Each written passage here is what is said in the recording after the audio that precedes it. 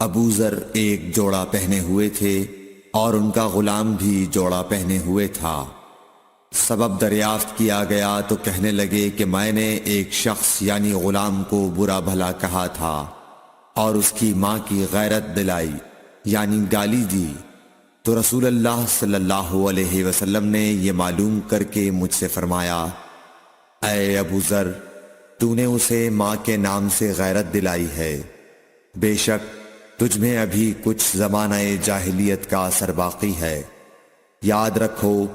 ماتحت لوگ تمہارے بھائی ہیں، اللہ نے اپنی کسی مصلحت کی بنا پر انہیں تمہارے قبضے میں دے رکھا ہے،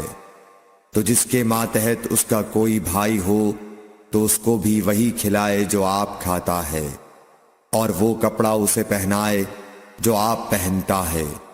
اور ان کو اتنے کام کی تکلیف نہ دو کہ ان کے لیے مشکل ہو جائے، اور اگر کوئی سخت کام ڈالو تو تم خود بھی ان کی مدد کرو۔